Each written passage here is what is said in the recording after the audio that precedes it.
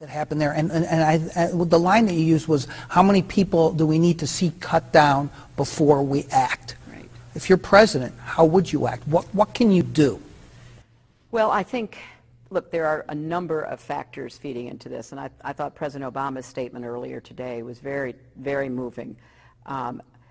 We have to have a candid national conversation about race and about discrimination, prejudice, hatred.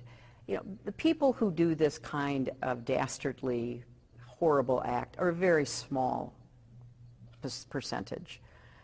But unfortunately, the public discourse is sometimes hotter and more negative than it should be, which can, in my opinion, trigger people who are less than stable to do something like what we saw. Stop that, though, can you, Secretary Clinton? How do you stop? I mean, well, the age of the internet and then people posting on social media? I think decent people need to stand up against it. It should not. We should not accept it, Joe. But how do you stop it? Well, I think we have to speak out against it. Like, for example, a recent entry into the Republican presidential campaign said some very inflammatory things about Mexicans.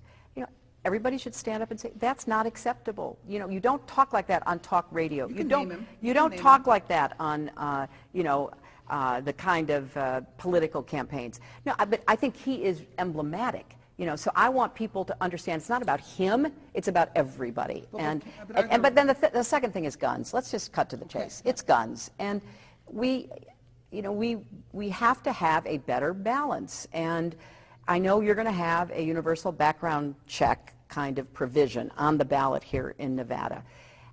Apparently, the public, I can't speak, I haven't seen any recent polls of this state, but the national polls I've seen overall, gun owners support that. People who are strong proponents of the Second Amendment support that. But the Congress stops in the face of tremendous lobbying pressure from the gun lobby.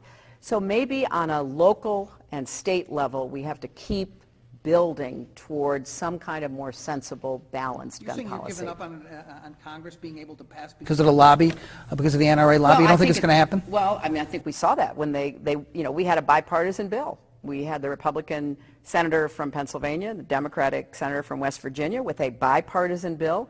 People thought it would pass, and then at the end, members of Congress were scared that they'd get an opponent. My husband saw this. When he passed the ban on assault weapons, a lot of people who voted for it because they knew it was the right thing to do, they didn't adequately defend their position because they were so just beaten up by the NRA, and they lost their seats. So there's a lot of fear, and I think if you stand up to that fear and you say, look, I'm speaking to law-abiding, reasonable people who don't want guns in the hands of unbalanced people, felons, terrorists. We've got to do more. You'd be the president. You're essentially saying in D.C. we'd have to surrender to the NRA and leave it to the states? No, but I think if you got to build it from the bottom up and the top down. And we shouldn't do one without the other because it won't work. We need to put people on notice in the states and begin to show you can survive by voting for something that the NRA doesn't like. And we've got to talk to people who care deeply about the Second Amendment, that there is a way to protect Second Amendment rights that can be balanced with protecting people from those who should not have guns.